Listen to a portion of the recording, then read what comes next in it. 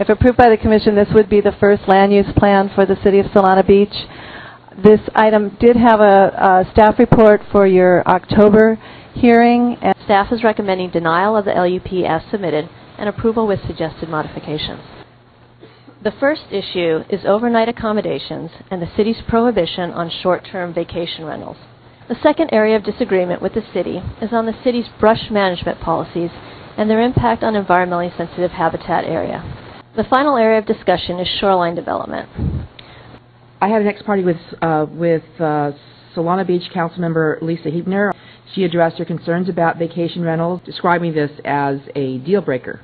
Also talked about the city's request to be able to encroach into ESHA. Yes, I had an ex parte organized by Susan McCabe with several people from the city, but we covered the very similar things, and also some discussion about the when a house is remodeled, the 50% threshold.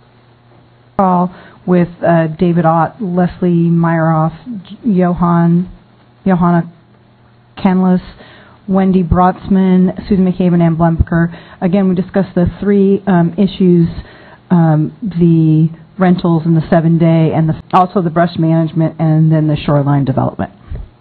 The City of Solana Beach staff, we spoke about the issues related to the mitigation fee, Blufftop home remodels, a preference for caissons over bluff restoration and landscaping, the vacation rental policy, and the fire abatement policies, which were a telephone conference organized by Susan McCabe with City of Solana Beach about the short-term vacation rentals, and went on to the bluff discussion. Main points were that they're in agreement with the coastal staff on geology, and they're not really in disagreement with making all of these blufftop homes non-conforming. The final issue was on the ESHA. Dave Roberts, the Deputy Mayor of Solana Beach. I'm here joined today by our Mayor, Joe Collegian, our City Manager, David Ott, our City Attorney, Johanna Conliffe. Since 2004, I've served on the Council subcommittee with Councilmember Tom Campbell trying to get an LCP approved. I have to give kudos to the staff working so hard on some of these very complex issues.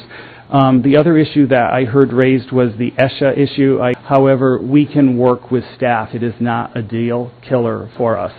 The short-term rental one is. And with that, I'll turn this over to our City Manager, David Ott. There is 153 staff-suggested modification, and almost entirely we have come to a consensus of staff agreement on those.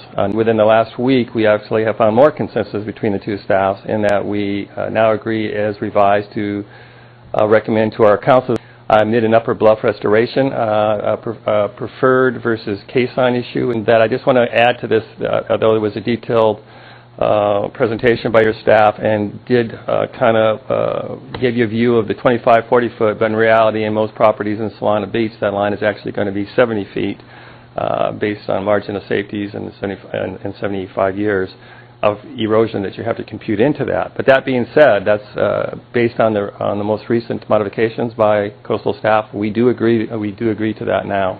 We've come down really to two issues. The most significant being the short-term vacation rentals. The top city priority within our city is to have a certified LUP. City staff desires to be able to recommend adoption to our council.